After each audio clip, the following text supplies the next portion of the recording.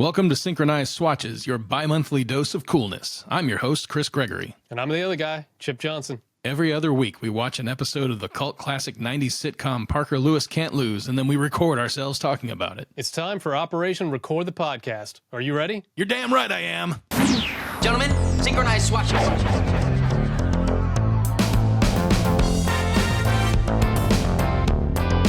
Not a problem.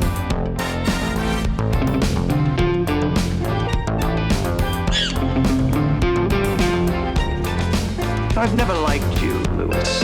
Not a problem. Eat now?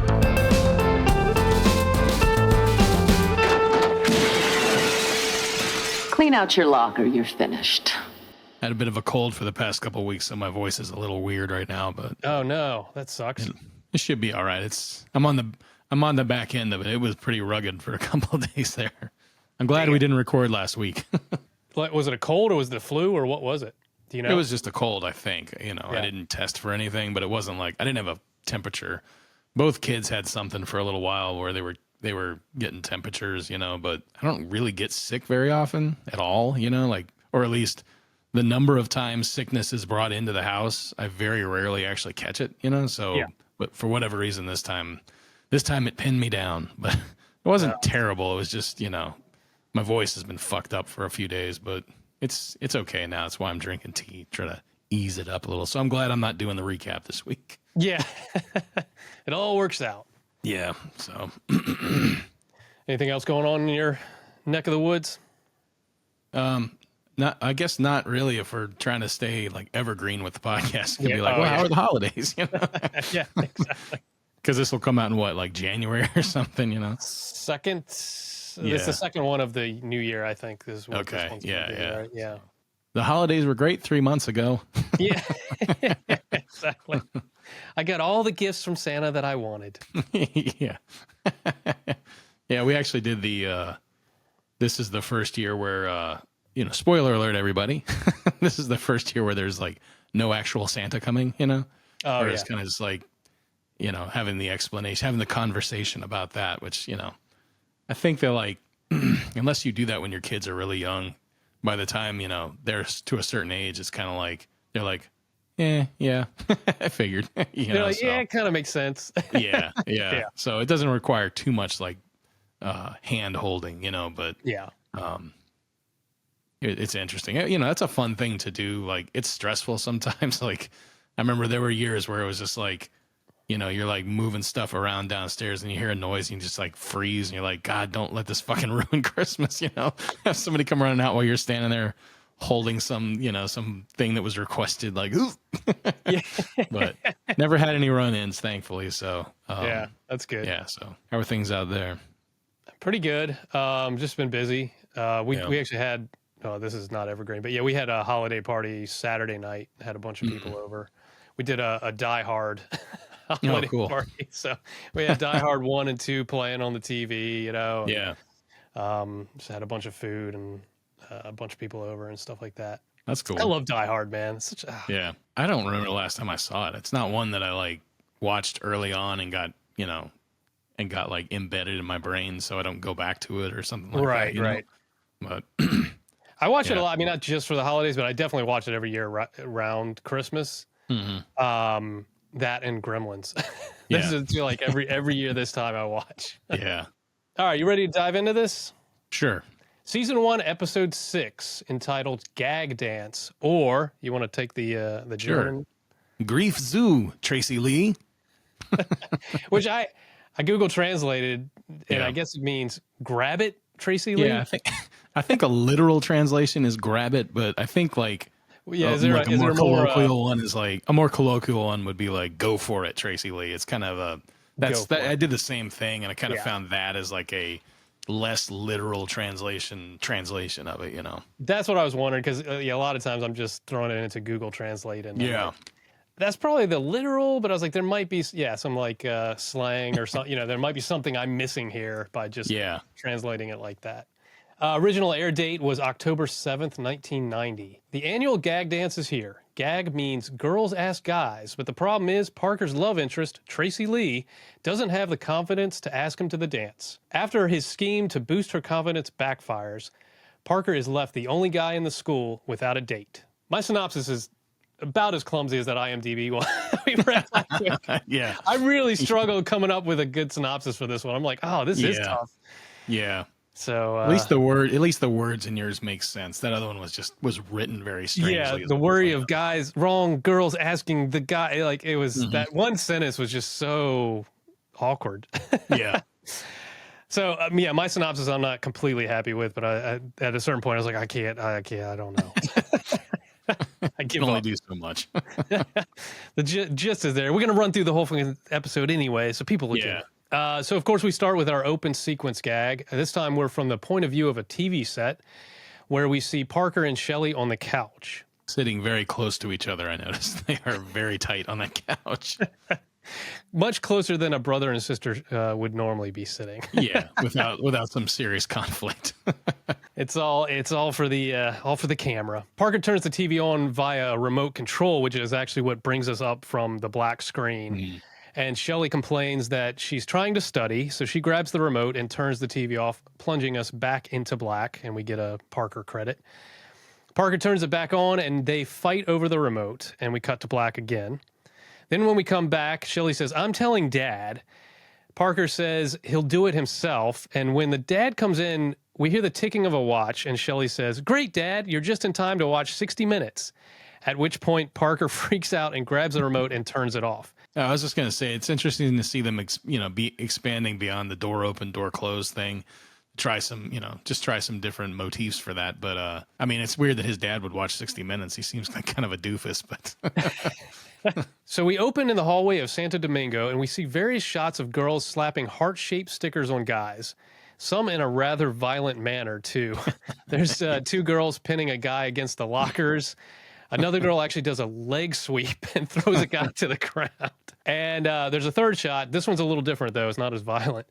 The girl is she's super gentle. She puts the sticker on the guy's chest and then kisses him very sensually.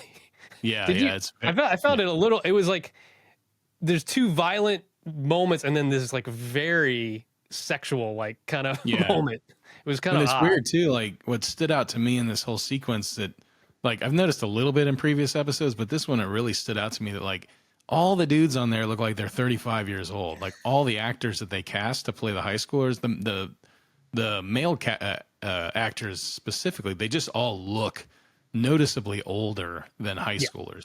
I expect 24-year-olds or whatever as high schoolers on TV, but some of these guys looked really old. And I mean, it carries over for the rest of the episode, as we'll see. Some of the other extras and background actors are just pretty old. Pretty old guys. I mean, that's what they did in the 80s, though, right? They cast middle-aged guys to play high schoolers. It's true. And in VO, Parker explains that the Gag Dance is coming up, the annual Girls Ask Guys dance. I think that's called a Sadie Hawkins dance, or it used to be, I think. Yeah, those were big back then. Then we see a montage of girls with gag stickers looking for Parker, and Parker hiding from them. Hi, Mikey. Seen Parker? Oh, hi, Stacy. Sorry. One of these gags actually has Parker dropping down from the ceiling. Another time, a girl asks Mikey, and when she leaves, we see Parker in the background doing the old newspaper gag. Another time, a cheerleader comes running around a corner, and she skids to a halt. I guess she was chasing him, and she looks around confused. And then we see Parker tiptoeing away in the background. There have been a couple of times so far in this show that I've noticed this, but there's the way he's acting, the way Corin Nemec is acting that part looks very Jim Carrey-like to me. And that's, and this is Jim Carrey was on In Living Color at the time, but he wasn't the superstar that, you wouldn't look at it at the time and be like, oh, he's mimicking Jim Carrey. It's just this style of acting that's very physical. He did it in one of the previous episodes, the one Operation Kubiak, when he's smiling at Kubiak at one point, he's got this very Jim Carrey grin on his face. This brought that same kind of physicality to mind, that same style of acting. Because I think there's I guess it's at the end, at the outro, the reprise of the the TV gag. There's more of that Yeah. kind of acting. Parker explains in VO that it's not that these girls aren't hot or that he doesn't want to be invited. It's just that they aren't Tracy Lee Summers. And have you noticed that it seems like a rule for this show that all the love interests have to have two names? Yeah. Yeah. Tracy Lee, Mary Lou, Donna Sue. Yeah. I don't know what that is exactly, what naming convention that is, but it's very, I mean, it almost sounds like character names from a show from the 50s or something, but I don't know if that's a conscious decision or not, you know? Yeah, it's strange. I just realized that in this episode, I was like, Tracy Lee, it's like another two-name name. Yeah. And we should mention that Tracy Lee Summers is played by Robin Lively, who was, I guess she was probably fairly famous at this point. She was on Doogie Howser, I think, for a while. And okay. When I looked at her IMDb, like I haven't watched the Karate Kid movies in a long time, but I guess she was in all three of those, plus in the rebooted Cobra Kai series. So in Twin Peaks, right? Yeah, that's right. Yeah. And Twin that would have Peaks. been around this time too, I guess. So Yeah, that's like where I would know her from is Twin Peaks. Yeah. So we have a freeze frame on Tracy Lee at her locker. Tracy Lee, she's crazy about me. But as he says that, she closes her locker and walks away.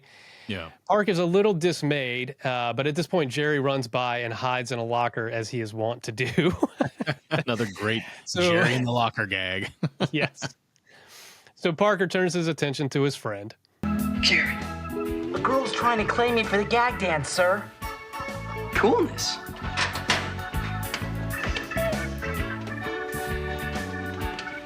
You missed my drift, sir. She's all wrong for me. So immature, so kid-like, so... He cowers back into the locker as a very short and kind of nerdy girl comes walking up. Parker tells her that Jerry got called home. The girl isn't buying it, though, and she throws open the locker and says, "Gotcha." But the locker is empty, of course. And Parker says, he must have gnawed his way out.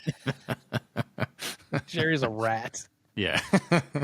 Oh, God.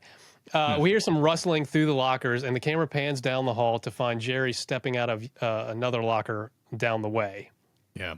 At this point, we see a guy drive a motorcycle down the hallway. Yeah. Literally driving a motorcycle in the hallway of the school. Yeah. And it's just one of those things. Like, I mean, it makes a little more sense. It makes no sense. Okay. Let's just say straight out. It makes no fucking sense that there's a man driving like an actual man driving a motorcycle down the hallway. But like, without the context of later in the episode, it seems completely out of nowhere that there's just this guy on a motorcycle who goes, and Parker doesn't even respond to it. Yeah. He's just like, okay. It's a natural occurrence. Yeah. Anyway, we walk with Parker down the hall to find Mary Lou from the last episode. She was the love interest of Mikey in Close But No Guitar. Mm-hmm.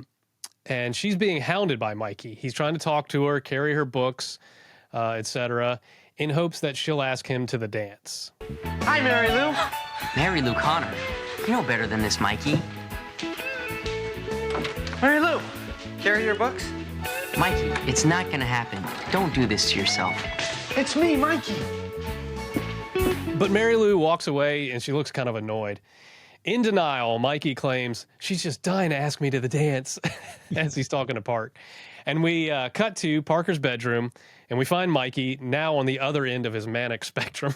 He's laying down on the bed and he laments, "She'll never ask me to the dance." And he's laying on this bed. And so we actually see that bedspread again.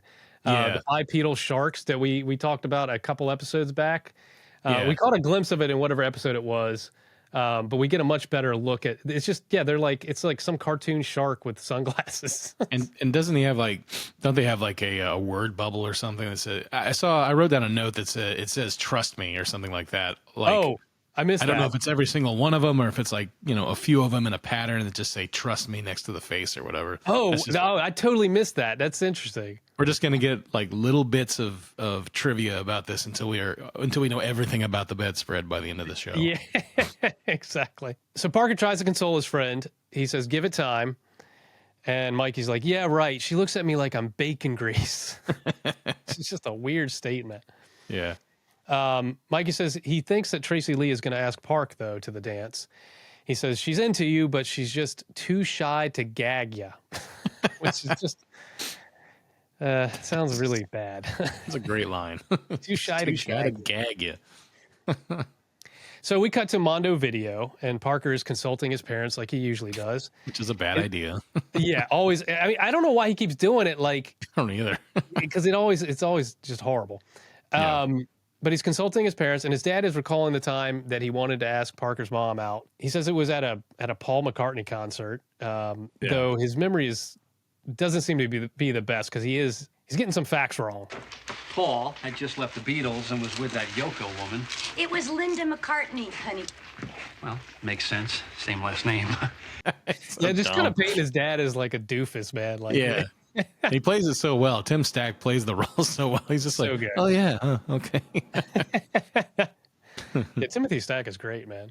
Your mom was running with a pretty ritzy crowd in those days, and, here I was, this young hoodlum with quite a reputation for being a dangerous character.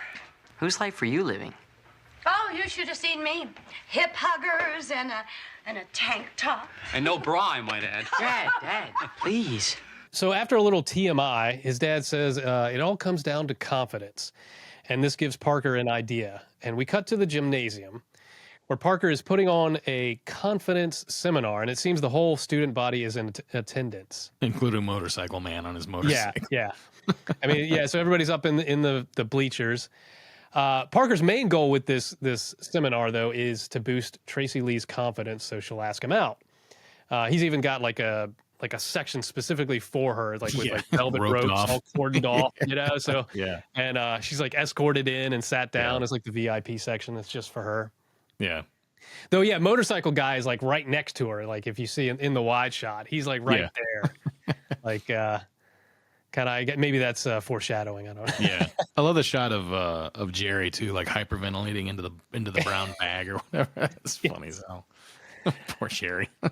Poor Jerry. So as he goes through his spiel, we cut to Miss Musso's office, and Miss Musso is walking out with a student. Don't think of this as just an expulsion.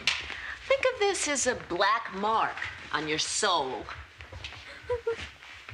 She's continuing her run of don't think of this as blah blah blah. Think of this as something horrible. Yeah. And this girl just runs off crying. Yeah. Her life has been destroyed. So Miss Musso realizes the school halls are quiet, too quiet, and they actually have some sound effects of wind in the hallway, wind picking up in the hallways. Yeah. That's always their like desolate cue is just wind blowing. She then blows a dog whistle, and we cut to Frank Limmer in class. Another great way to summon Frank. Yeah. Originally we had the fingernails on the chalkboard before, and now we got the dog whistle. We cut back to the gym, and Parker has various students coming up to the mic and to talk about their problems. So we have a whole montage of various students talking about their confidence issues, including Conrad Fleck. He's back. Yep, exactly. You know, something I noticed too, like I feel like when I watched this when I was younger, I probably didn't make all the connections, probably because I wasn't watching it, back to back or in order like we are now. But like somebody like Conrad Fleck, if I saw that, I've been like, oh, it's just, okay, he's the nerd or whatever. But it's like they are bringing characters back a lot more than I realized they were. Mary Lou, like they keep bringing her back for Mikey's love interest and stuff like that. And Donna Sue, they keep bringing Donna Sue up, So it's interesting. I didn't realize it when I watched it, back in the day, but I'm starting to notice. Oh, they bring a lot of these people back. I can't talk to girls. I can't talk to boys. Nobody talks to me. I'm a little big for my age. So then Parker gives his closing arguments in which he really rags on Prince, Madonna, and Arsenio Hall. Yes, he does. I guess he's just trying to like build people's confidence. Like, oh, those people, these beautiful, talented people. Oh, they're shit. Yeah, Don't feel bad. Prince a weasel. Yeah. I was like, man, that's harsh. You man. son of a bitch. How dare you? That's a hot take right there, man. Yeah. Yeah. Yeah, he calls Prince a weasel. He says Madonna. What did he say? He said some shit about Madonna, too. I think he said that she had the face of a collie. Yes. Come on, man. So bad. Anyway, so we cut back to Miss Musso's office, and Frank shows up. He and Musso determine that Parker must be up to something, so they go to the video cameras. Nobody in the quad. Cafeteria's empty. But the best buds are prepared, so just before Musso clicks over to the gym camera, Mikey hits a button on this strange yellow handheld device that he has, which triggers a tape to go into a VCR, and I'm guessing the VCR is in the Best Buds hideout. The video goes into the VCR, and it plays a video of a CPR class that Parker is giving to, I guess, nuns? Yeah, there's a bunch of nuns there. I couldn't tell if the nuns were helping him with the CPR class or if he's teaching the nuns CPR. I don't know. He's just like, I got to include nuns because this has to be the most innocent thing ever for a couple of minutes at least. Exactly. Of course, Musso is not buying it, and she gets on the phone to call Parker's parents. Mikey hits another button on the device, and another tape goes into the machine. This one is a blackmail tape, I guess, that Parker has made. The home of Miss Grace Musso, a high school principal who makes, $38,000 a year, yet lives in a palatial $600,000 Gardenwood Estates home. Creative financing? That's one way of putting it. Miss Musso, what does this mean? And Frank is very dismayed by hearing this. He's so sad. He's like, Miss Musso. He's like, she just fucking throws him out. She just fucking throws him out. She doesn't say anything. Just get the fuck out. That's so funny. She is so pissed, and Frank is just so shattered, man. But yeah, so Miss Musso throws the door open in anger. The glass shatters, of course, and we get our glass break of the day. Yeah. And she tells Frank, "Leave my office at once, you insignificant diphthong." Yeah. Why she called him a diphthong, I don't know. It just sounds like an insult, I guess, but... Yeah. That's all it is, I'm sure. They're just banking on a bunch of high school kids watching like, oh, whoa. Diphthong. Then they go look it up, and they're like, oh, okay. They're like, oh, it's a grammatical thing. What? That's not what I thought it was going to be. It's not near as dirty as I thought. Yeah. So we cut back to the gym. Parker is finishing his seminar to a standing ovation. We have a very weird transition here. The camera pushes into the back of Parker's head until we're in black. Then we pull back out of his head, and we find that we are following him down the hallway. And we see every student is coupled up. So his seminar was a huge success. Mikey is now even with Mary Lou. And she tells Parker, this is so horrible. So she walks up with Mikey, and they're arm in arm. And Mary Lou tells Parker, before his seminar, she was a self-possessed, ice-veined shrew. But now she's opened herself to life's possibilities. Which means, I guess she's like, I guess I'll date Mikey. I guess I'll do this fucking dropout. Yeah, exactly. We also see that the girl, that short, nerdy girl that was after Jerry, is now with Kubiak.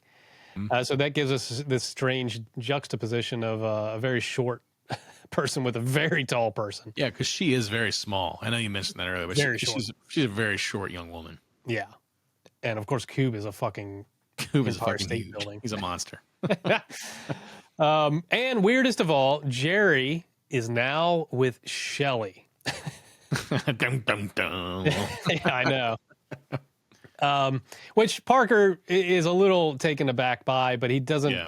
He, obviously he doesn't need to. He doesn't see any need to take any major action yet. Yeah. And then we see Tracy Lee, and she comes floating up the hallway, literally floating up the hallway. She's just standing there, smiling, looking pretty, and just coasting. Just floating towards the camera. Yeah. Yeah, it's a great gag. And she tells Parker that his speech was incredible. She now has the confidence to ask the guy to the dance. She looks down at the gag sticker in her hand, and Parker closes his eyes, basking in the glory of his amazing plan. I have achieved gagness. But this is interrupted by the roar of a motorcycle as Farley comes riding up on his Harley. Tracy Lee jumps on the back of the bike, slaps the gag sticker on him, and says, "Gag, you're it." And then right off. It's a stupid line. It's so great. Gag, you're it. And they drive off. And they ride off into the sunset, leaving Parker alone and dismayed. So we cut to the next day, and we find Parker walking down the hallway. And he says in VO that he's actually feeling a little better today. He even arrived on time for second period today. Yeah, exactly. I even arrived on time for second period. Second period. Yeah, because first period, fuck that. Who cares? Yeah, nobody goes to first period. Nah. And at this point, we see Jerry being very chivalrous, and he throws his trench coat over a puddle of soapy water that has been spilled for Shelley to walk across. Then we cut to the quad, and Mikey comes up to Park, and he's got a great quote. It's so THX, man. The audience was listening. This is what life was like in 1990, everybody. This kind of shit. It was so THX, man. The audience was listening. God. It's great, it's so though. Stupid. It just made me laugh, though. God. Yeah. All these silly and things. his deliveries, too, man. Yeah, I was going to say, all these, we shit on these, I shit on these lines sometimes because they're so silly. But everybody who's on the show delivers them so well. They're just, even him earlier with it's me, Mikey. Yeah. It's silly as hell, but it's just, he does it so well. It's just, I don't know. No, it's all the talent on this show. They do such a great job. Cause I mean, it is supposed to be stupid and goofy and they deliver just right. So that it's like, God, that's so cheesy and stupid, but it's like, it's hilarious. Yeah. Yeah, exactly. So anyways, after his THX remark, Parker asks, what are you talking about? And Mikey takes him to the cafeteria to witness what he's talking about. And in the cafeteria, we see a collection of strange vignettes. The first one is Frank entertaining a gaggle of students by espousing all the great things that Nixon did. To not only secretly bomb Cambodia, but, and this is so great, he mined Hanoi Harbor. Oh, yeah. And then we see the short girl on a ladder doing some kind of kissy face, like kissing but not kissing, mushy shit with Kubiak, which is just fucking bizarre. And then we see Jerry bringing Shelley pre-chewed food. I've pre-chewed your Cajun chicken and make sure there are no life-threatening bones in there, Miss Lewis. Ugh. I love her response to that. She's just like, ugh. I know. So monotone, but it's just really well done. And he actually calls her Miss Lewis, which I thought was great.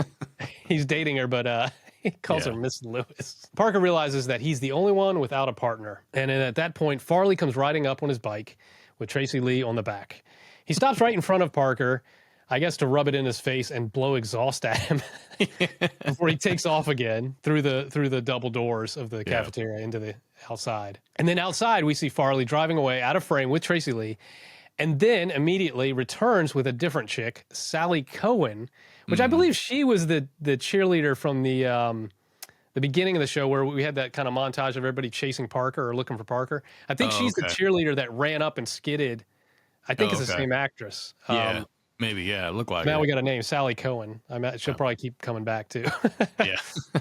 So anyway, so we find out that Farley is two-timing Tracy Lee. That son of a bitch. That son of a bitch. He's two-timing high schoolers, and he's clearly 40 years old. I know, man. Shit. So we cut back inside, and Parker finds Jerry sitting on the steps looking pretty miserable. What's wrong? Well, you know how I'm supposed to be all happy and everything? I mean, let's face it. I'm your basic geek. But now, somehow, I too have a girl. Great, isn't it? Not exactly, sir. Oh, no! I forgot to have Shelley's retainer cleaned. Hey, are you having any fun? Not enough, sir.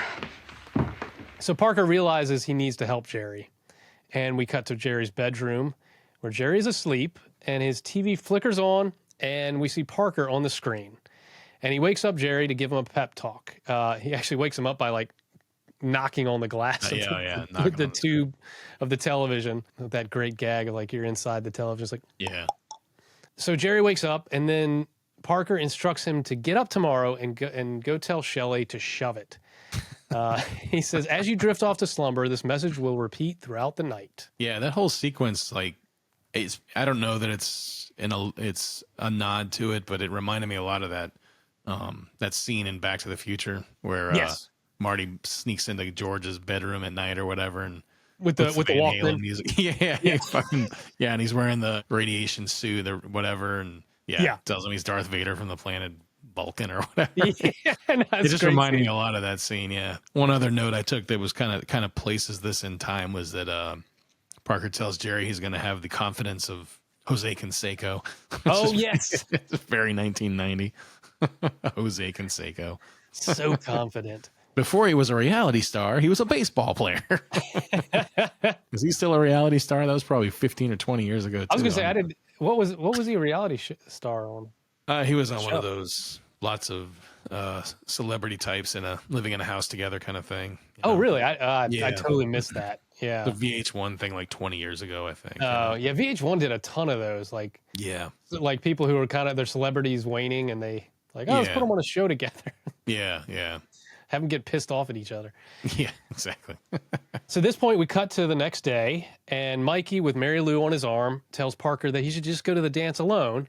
But I think Parker refuses. That's because that's lame, Mikey. Christ. Yeah, totally lame. I'm gonna go to the dance by myself. But as he's kind of declining that, we see Jerry bursting through the crowd, and he's on a mission. Yeah. He's on his way to dump Shelley, and he is so determined and so confident now that he even insults Kubiak. Yep. I rewound it a number of times, but did you get what he called him? Did he call him a big gorf? I think you nailed it. I mean, that's all I heard was gorf. Unless it was just like a flubbed dork or something. All I could hear was, or goof or oaf or something like that. It was just, it sounded like gorf. Gorf. I was like, I'm just going to go with gorf. I'm just going to believe that he called him a gorf. Yep. That works for me, man. So Parker realizes that his subliminal message may have worked too well. And so Jerry comes up to Shelley. He takes her retainer, throws it on the ground, steps on it and smashes it, and he dumps her. That's fucked up, man. It is so fucked up. My retainer. Did you take care of it? Not yet. Mental note, consider marketing sleep learning tape. I thought what I wanted was to be part of a couple, that happiness only came in twos. But I was wrong. Life with you is worse than living in Chernobyl. So find another victim to torture. But we had something. Something disgusting, but it worked. She has some great lines in this episode, man. I loved her delivery on that. So at this point, Jerry then continues on, and he encounters Miss Musso, and he insults her too. And his insult, it's so great. Miss Musso, all stressed out, huh? Not exactly healthy for a single woman in her late 30s. Yeah, he punches that fucking late 30s. Like, in her late 30s. Yeah, Troy Slayton, he just nailed that line. It was so good. And, of course, Miss Musso is furious. Yeah, the fucking look she gives him. I mean, it matches his reaction, the whole whoop. Like, that's, he done fucked up. Done fucked up, Jerry. And so we cut to Jerry's feet tapping nervously, and we crane up to find that he is in detention, of course. Yep. And he's surrounded by all kinds of punks, 80s ass punks. Yeah. Leather jackets, fucking spikes, chains, everything. And there's a lot of crazy shit going on in this. Yeah. Did you see the two of them with the fucking, it took me 2 watches before I understood that they had straws stuck to their tongue. They're sitting there trying to poke him in the head with the straw. It's just weird that was like somebody gave them the direction, do punk stuff. And they're like, all right, let's put straws on our tongues and poke them in the head with it. Like punks are always doing.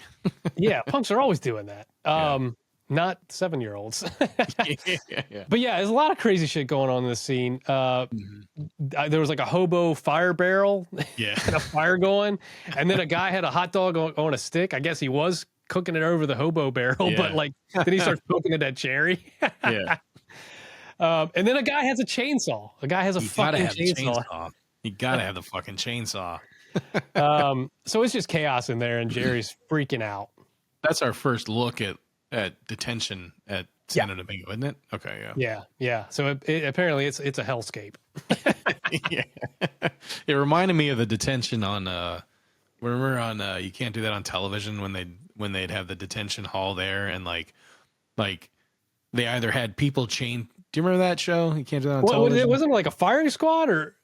They had the firing squad. It was a dungeon. one. It was a dungeon. They had the dungeon one, and then they had the one where the kids were trapped in there, like copying the dictionary. Like that's what they had to do before they went home was copy the entire dictionary.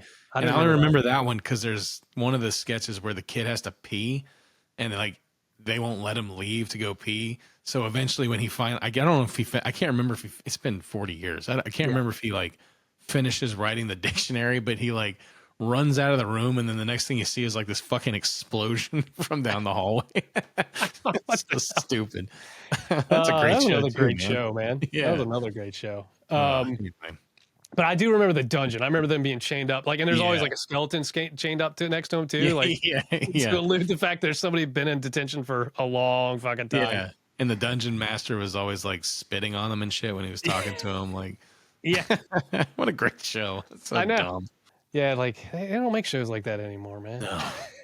It's too bad. Shows that warp your young little mind. But anyway, so Parker pretty much lets Jerry ride it out in detention because I think he essentially says it's going to be good for him. He's like, yeah. He's got to cool off. He's got to cool off. So then we cut to the Buds hideout above the gym, and Jerry and Mikey are trying to give a depressed Parker a pep talk, but Parker says he's really doinked. I took a note of that too. I just like that he says doinked. Yeah. He says he needs solitude solution plan A. And they ask what that is. And he's like, go away. So Mikey and Jerry agree to go. But before leaving, Jerry pulls a frozen yogurt with gummy bears from his trench coat and offers it up to Park. I think Parker has a line, something like, he has a mental note line or something, right? Like, mental note, find out how he keeps things cold in there. Yeah. We crossed his off to Parker passed out on the couch with frozen yogurt dripping down his face. And we hear off screen Parker's confidence seminar. This wakes him up. We pull back and we see that it's playing on the TV, and this perks him up. He decides he needs to tell Tracy Lee about the two-timing Farley. He wonders how the seminar got on his TV, though. And we cut to Jerry, which he's like sitting in a locker. I don't know why he's sitting in a locker than anywhere else, but and he's got that same yellow handheld device that Mikey had used earlier to control the tape deck. So we cut to Parker walking down the hallway towards Tracy Lee. He approaches her, and she can see that he has something to say, but he chickens out. In Parker's VO, we hear him say, I'm destroying her only relationship in the last 4 years, which I think is really doubtful. Yeah. I'm sure this girl, this attractive young girl, had probably plenty of relationships in the past 4 years. Plus, they're in 11th grade, for crying out loud. Like, yeah. He continues on. Look how happy she is. Who am I to tell her not to be? So he chickens out and walks away. And we cut to Parker sliding down the wall into a seated position, looking very distraught. And Tracy Lee comes up and she sits down beside him. I knew he was seeing her, Park. I knew you wanted to tell me. I knew he was wrong. I knew I was wrong. And I knew you knew. Now we know. Parker, if you were me, who would you want to go to the dance with? Dance? I'd love to. So then she asked him if he was ever going to ask her out. And Parker says, of course, he wanted to, but... And Tracy Lee then recommends a seminar that she took. She says, the moderator was really cute, and he said, if you want something, you should really go for it. At which point she grabs Parker rather aggressively, I might say, and kisses him. And Parker's response, of course, is not a problem. And at this point, the lights in the hallway dim, and a mirror disco ball drops into frame, and the two of them slow dance as the camera pulls away down the hall. Ending our episode, except for, of course, our outro reprise of the open sequence. We are back in our TV POV. We see Shelley sleeping on the couch now, and Parker is sneaking in. It's a good description. Very much like a silent film villain. He's like, yep, pretty much. tiptoeing in. Like, it's just, again, it's that kind of Jim Carrey, right? That Jim Carrey kind of physical humor. But anyway, so he's tiptoeing in, and Shelley perks up, and she says, 2 a.m. I think Mom would like to know what time you got home. And Parker's response to that is, and I think Mom would like to know what I found in your bottom drawer. Yeah, my note that I wrote down was, "What did Parker find in Shelley's bottom drawer?" Yeah, and I'm like, drugs, yeah, pornography, drugs. Yeah, like, yeah. I don't really want to continue guessing. It could be all kinds of shit. I know. Skinned cat, who knows? A sack full of dead kittens. But so of course when he says that, she's just kind of jumps up and runs out of the room. Yeah. I guess to protect her stash or whatever it is. Yeah, protect her bag of acorns that she's saving. I don't know. Oh God. Anyways, that was season 1, episode 6. Gag Dance. The Gag Dance. Or grab it, Tracy Lee. Yeah. Grab it. Grief Zoo, Tracy Lee. Oh, yeah. How did you feel about this one? A lot of awkwardness in it. I mean, it's fun. It was just, I thought there were a lot of there's a lot of funny sight gags in this one. A lot of and stuff like that. And Robin Lively was very good in it when she had lines. When she had lines, she didn't have a whole lot of lines. She did not. No. Which is a thing, is not uncommon, I guess, for a show like this to have the object of the affection, spends a lot of time being an object, and really like the ending of this episode was kind of, it was a little messy, and it was like, I felt like it kind of undercut the whole point of the episode, which was, he did this whole seminar about confidence, and about being confident. His dad told him it's all about confidence. And Parker passes on this confidence to everybody, in this thing. And sure, it backfired in that his goal was to get this girl to talk to him or whatever, but then like he builds himself up with Jerry builds him up to be confident at the end, and then he just like loses his confidence when he approaches this girl, and it's like I wish they had resolved it in a way where his confidence is what kind of stuck the landing, that. Yeah, that's what I'm saying. It was a bit awkward just overall as an episode. But again, it had its shining moments, and usually they're just lines or, gorf or whatever. But now we have a new word to call people. New insult. Yeah. But overall, it definitely wasn't one of the strongest story-wise. We're watching a funny sitcom from many years ago, so I'm not going to sit here and get hung up on shit like that because it is what it is, but it has been done well on here. And there's a couple, it's just a couple in a row where it just felt like everything was rushed at the end is all, but doesn't really take away from the overall viewing because it was a very funny episode with a lot of silly, funny shit in it, which is what we watched it for. So I was going to say that's why we come to the table is it's for the lines and the performances and the gags, the visual gags. It's in the absurd humor. That's the reason we're there. Yeah, story's secondary. Yeah. On the next episode of Synchronize Swatches, we've got season 1, episode 7, Love's a Beast. A secret admirer has it out for Mikey, and the gang tries to find this person. Meanwhile, Parker's attention is focused on Grace Musso more than ever, as she is bent on having him make up 3 months' worth of missed first period class. Let me do that again. This lack of attention might throw a fork in Parker being able to locate the correct girl who has eyes for. Sorry, we need to pre-read these things before we actually try to do them. No. We should just read them all first time through. Leave it all in because they're a fucking mess. Oh God. Okay, let's try this again. Throw a fork in Parker. Is that a thing? Is that a saying? No, I've never heard that before. Throw a fork in. Okay, here we go. Episode 7, Love's a Beast. A secret admirer has it out for Mikey, and the gang tries to find this person. Meanwhile, Parker's attention is focused on Grace Musso more than ever, as she is bent on having him make up 3 months' worth of missed first period classes.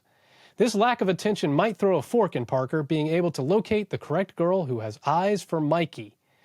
That was an awkward ass read. Let's break this down. Okay. A secret admirer has it out for. You want me to read part of it too? No, I'm saying let's talk about that. I actually want to break this down because this is okay. That usually implies some kind of like negative connotations there. Yeah. If you're a secret admirer, you have a crush on somebody or whatever, and you don't have it out for them. Yeah. Right? Okay. No. Maybe we have a whole new podcast just tearing apart IMDb synopsis. It'll just be a segment. Trash the God. synopsis. Oh God! All right, so a secret admirer has it out for Mikey, and the gang tries to find this person. Okay, whatever. Meanwhile, Parker's attention is focused on Grace Musso more than ever, as she is bent on having him make up 3 months worth of missed first period classes. And so we've seen this. He doesn't show up for first period. Yeah, we he know this comments on it frequently. So it's racked up to 3 months at this point. Wow. So this lack of attention might throw a fork in Parker. So this is the other one. Throw a fork in Parker. I've never heard that saying. And you have you? No? No, I've only ever heard stick a fork in something. Stick a fork in me, I'm done. I'm done, yeah. But throw a fork into you throw a monkey wrench into something. Yeah. Yeah. That's so bizarre. Maybe this was written in German and translated into English. Could be. I don't know. All right. Well, that's next week. Love's a beast. Great. See you then. Dead man.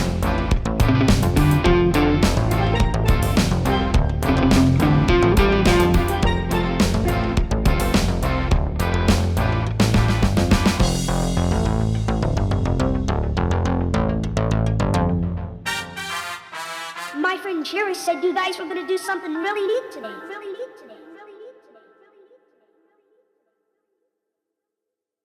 Not near as dirty as I thought.